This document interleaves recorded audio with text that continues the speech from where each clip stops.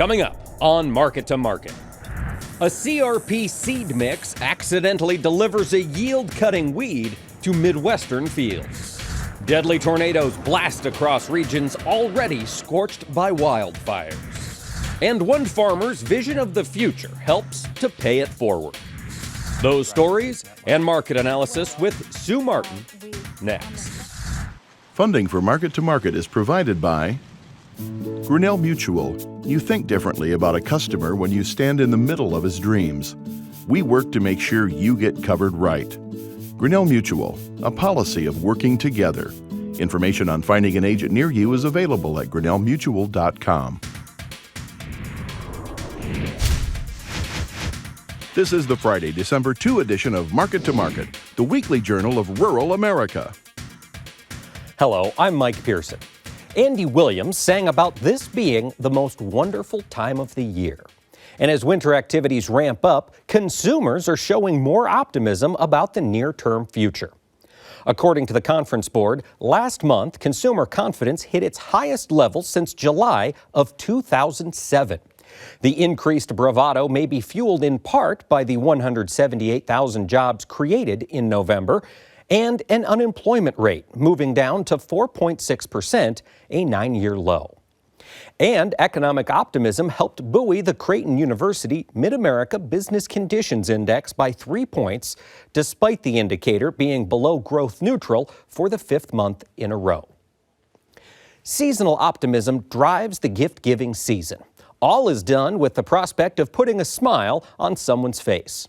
However, an unexpected present was delivered to Midwestern farmers earlier this year that is sure to leave more than a frown behind. Colleen Bradford-Krantz has the story. According to University Extension scientists, a resilient southern weed has spread more rapidly through several Midwestern states, Iowa in particular, due to the accidental inclusion of the noxious weed in seed blends planted on Conservation Reserve Program land. The first Palmer amaranth was found in Iowa in 2013. In the following 3 years, it was confined to only 5 counties. By summer of this year, however, the weed was confirmed in 48 Iowa counties, including 35 associated with the nearly 200,000 acres of newly planted CRP land. It wasn't spreading very rapidly from my crude surveys of the area where it was at prior to this year.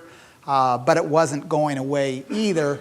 But now there's no doubt we are beyond eradicating it from the state. I haven't seen any farmer who's taking it lightly. They're very concerned about it. But being concerned about it, they know the ramifications that can occur if it leaves their farm. And they don't necessarily want to broadcast the fact that I have it here, here's the red light, so that if it moves to somewhere else, then they feel they might get the blame for it, even though it's not their fault in any way, shape, or form. Weed scientists in Minnesota and Illinois also have confirmed that Palmer amaranth's arrival has been sped by its inclusion in seed packets intended to include only native varieties. However, the increase appears to have been less dramatic in those states. Iowa State's Hartzler said yield loss is certain for those who fail to keep the plant out of their row crops. In southern states, many farmers are forced to pull and burn Palmer because many of the plants are resistant to one or more herbicides.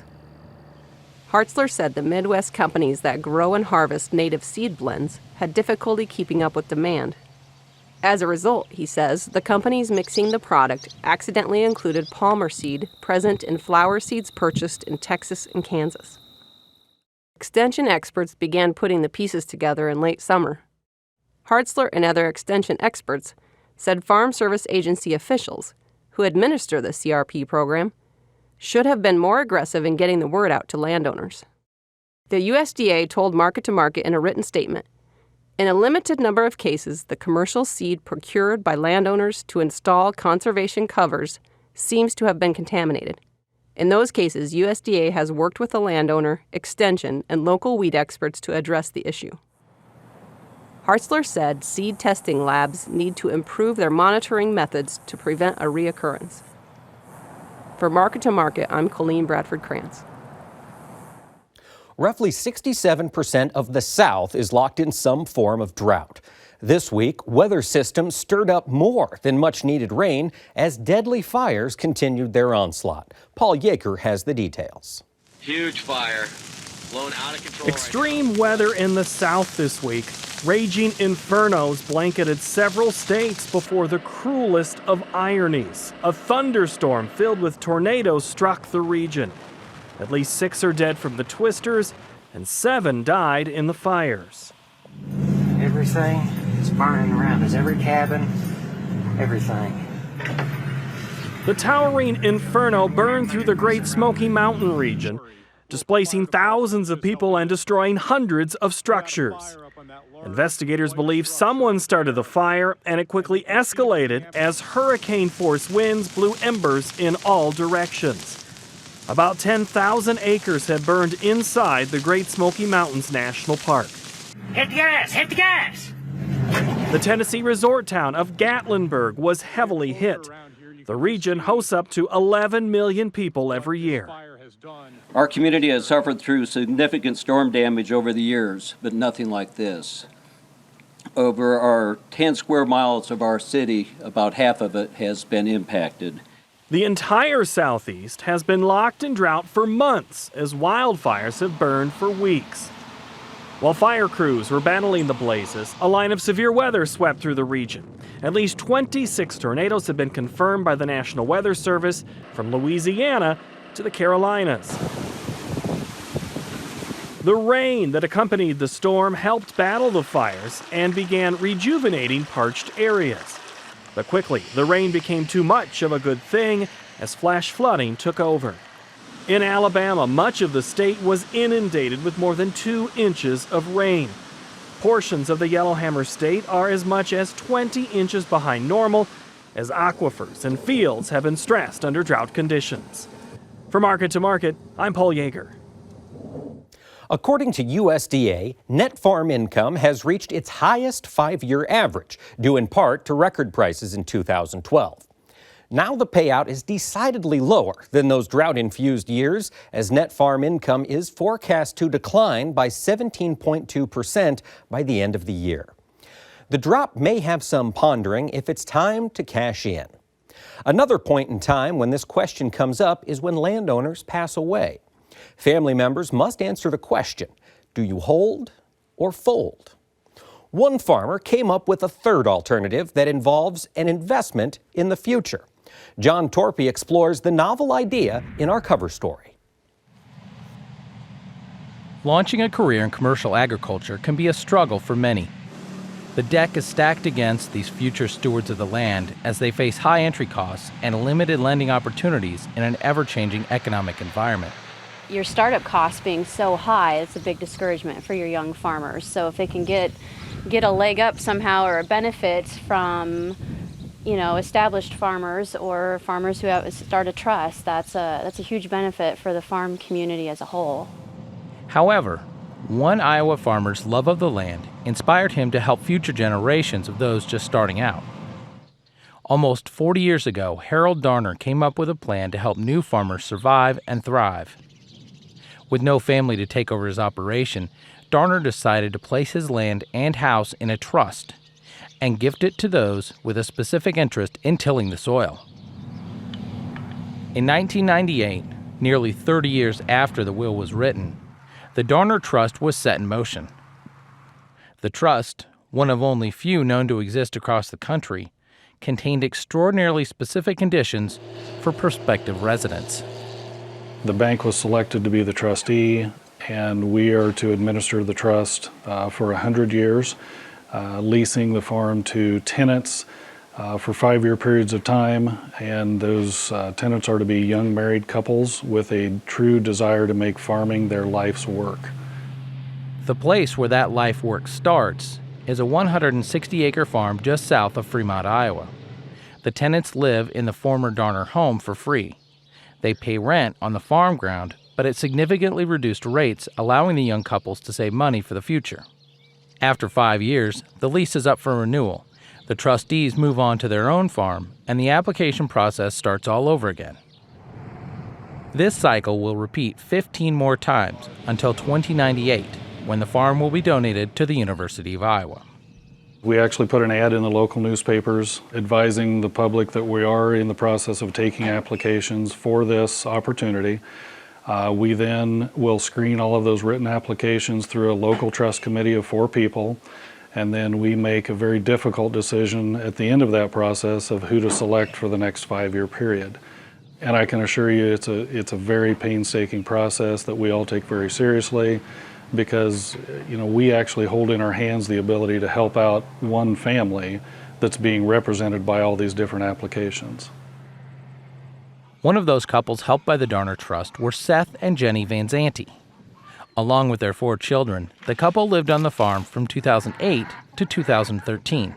What we're doing here is not really about us. It's about who's next here. And even though we're right in the midst of trying to become established, we've got to think forward to what, whether it's our kids or that generation in particular, what are things we can be doing today to give them the skills for tomorrow. The low cash rent and high grain prices of the time helped the Van Zantis get a sizable head start on the operation they always dreamed of owning. Other people just getting the word out that you can do this with your farm operation. If there's older farmers out there and they're not sure what they want to do, they should, check into maybe setting something up like this for their farm to benefit younger farmers. This year, the Van Zantis were able to expand their operation by nearly 700 acres because of the savings opportunity made possible by their stretch on the Darner Place. Brett and Morgan Mowry, the current tenants of the Donner Farm, have off-farm jobs to help make ends meet. They are grateful for what the trust has provided them in their quest to purchase their own place. I farm with my stepdad part-time. Getting started farming is kind of hard, so we do a little bit of construction on the side, and this came along and we decided to hop on it. Honestly, we probably wouldn't be started farming yet. I don't know. There's not really too many people that want to start somebody out anymore, and cash rent's king at the current times, and just kind of nice to know that someone had the vision to start us out. The Mowrys are in their 4th year on the farm and are currently searching for land to acquire.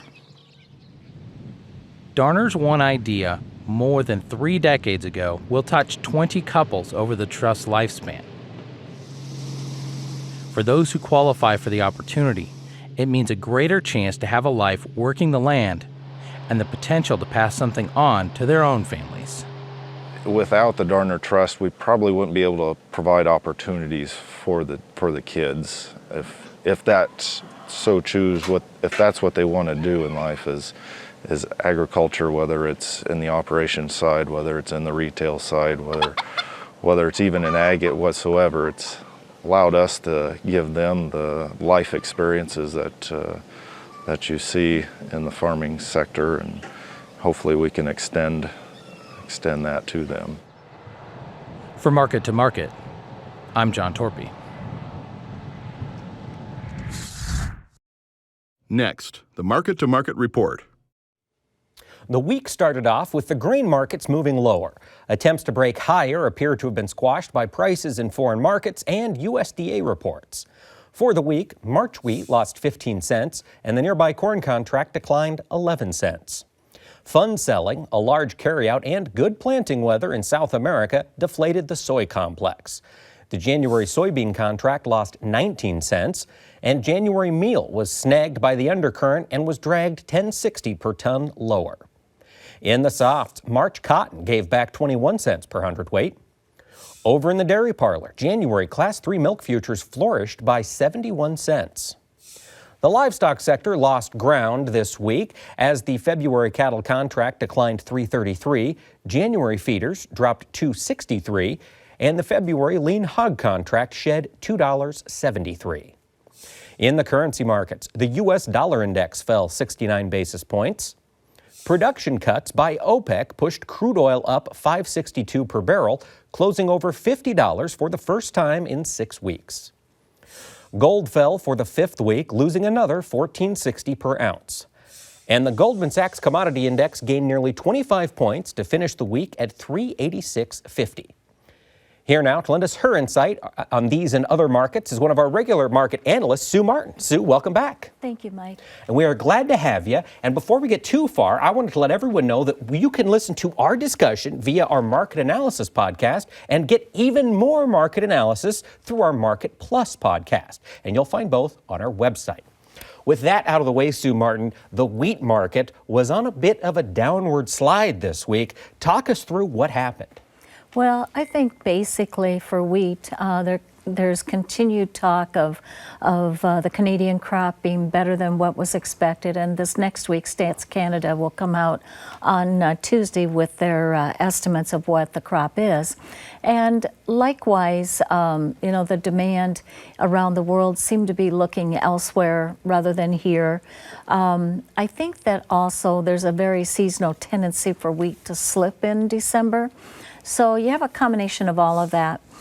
Wheat set new contract lows, but with the exception when you look at Minneapolis wheat, it's running, I want to say, 7% over for crop insurance. The prices are basically running about 7% over what we were, this year.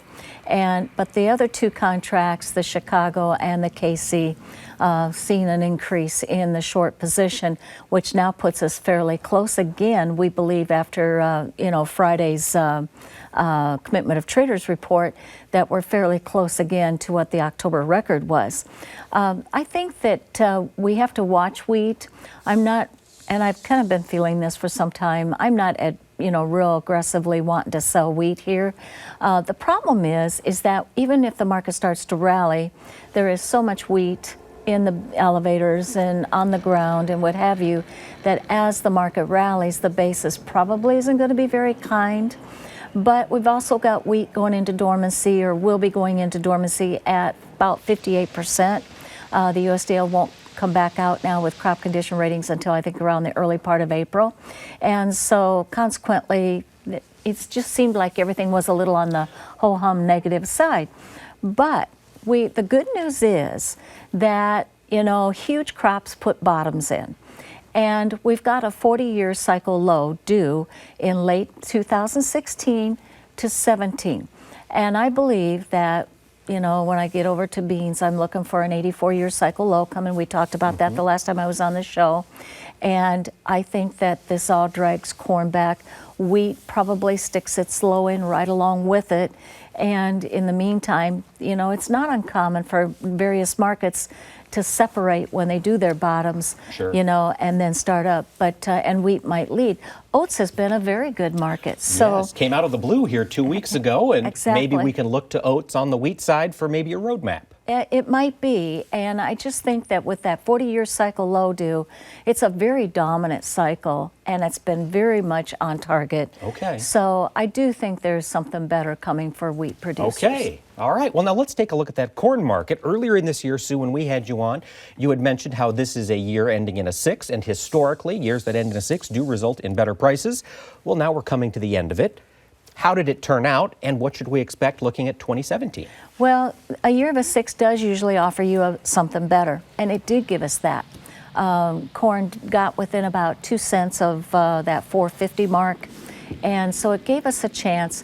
And if the weather, we did have a hot summer, and if we had had a dryness with it rather than the rain with it, you would have probably had corn prices rising to $6.50, $7. Unfortunately, fortunately, yes, the rain came with it, and therefore we ended up with some pretty phenomenal yields. In some years or some areas of the country, maybe not so good because they had, too much rain and then too much dryness and just vomitox and what have you. Those areas are seeing some extremely good basis levels. But the bottom line is, for the others, take a look at wheat, look at what the basis is doing. It's not going to be pretty. But as we go through a year of 17, in a 7, there tends to be another opportunity to get some more chances for a rally. So and if we've just been locking corn away here since harvest, best advice just to hold on to it until we get that rally rather than unload some here at middling prices? I think so. Now, I will say this. Because I'm looking on beans for that 84-year cycle, I fully believe corn's going to get dragged backwards. Okay. And so I don't see prices doing anything real special between now and the middle of January. We have timing here coming up in December, and we have timing by mid-January, right almost into that government report. And I think your bottoms, the worst is going to be there. And what will happen is, I think the bottom is in on corn, but we have to remember that bottom was 301. And it was based off the September contract in the first day of September. Okay, that means that, and the D's contract's low is 315, something like that. Yeah.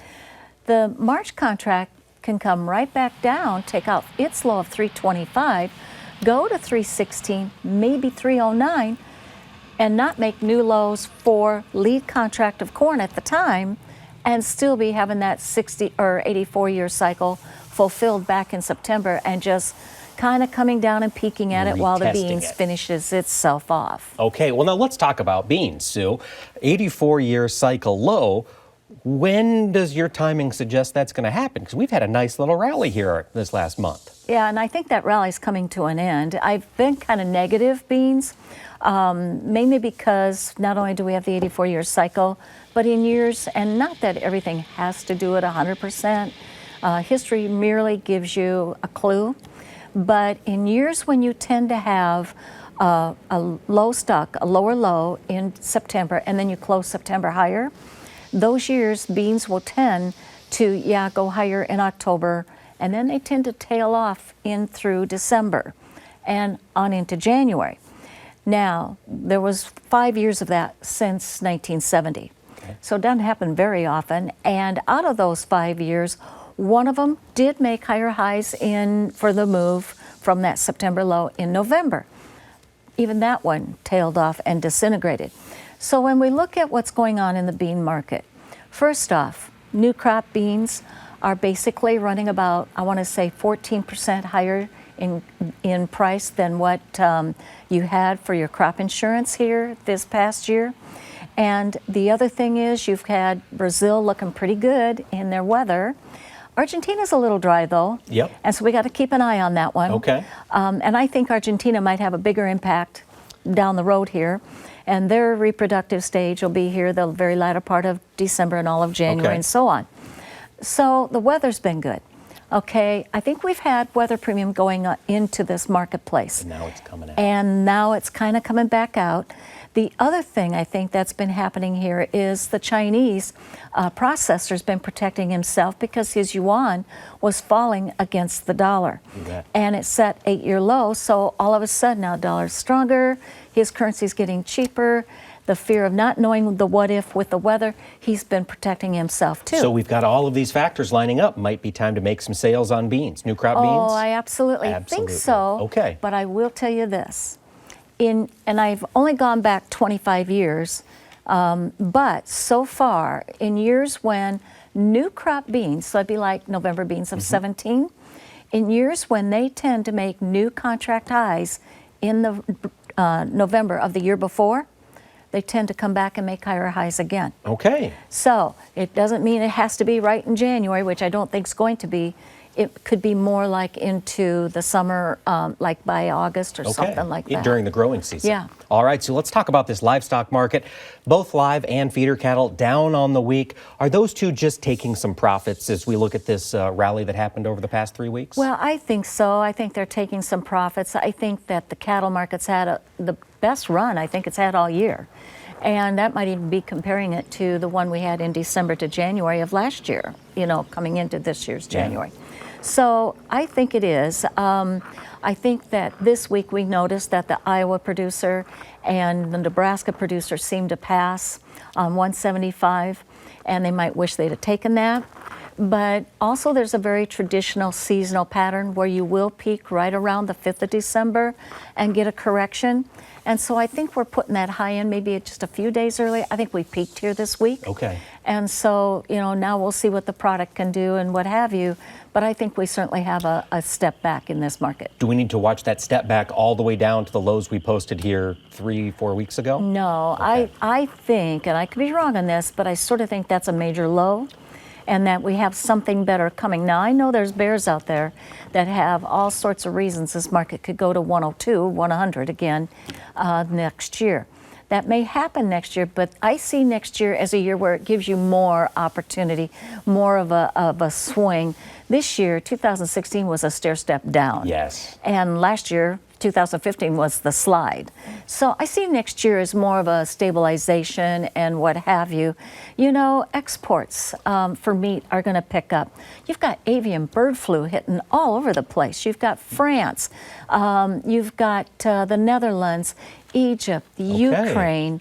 I think Germany might even be in that. And then you've got Russia with swine fever. And that was, as we look at all of these things impacting the white meats around the world, Yes. can our other white meat, the lean hog contract, jump in to claim some territory? I think it will.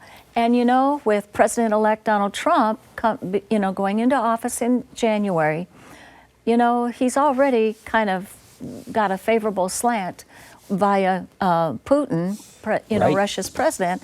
So I would not be surprised that that feeds back into agriculture and helps us out a little bit, that they maybe start to give up a little bit on that ban of imports of pork and poultry. Yeah. And they bring U.S. products into their country. It would not shock me if that Okay, happens. so could see some opportunities as we look down the road to 2017. I think when we look at 2017, you know, you mentioned in the prelude of the show, the confidence that people are You having. bet. And we're starting to kind of, even though grain prices kind of are not so great on corn, beans have been phenomenal. You Farmers bet. should be happy. And hopefully we'll see that with pork, Sue. So we'll Yes. stay tuned. We'll discuss this more in the Market Plus. Yes. Thank you so much, Sue. I am Mike Pearson, and I want to thank all of you for watching this week, and have a great week.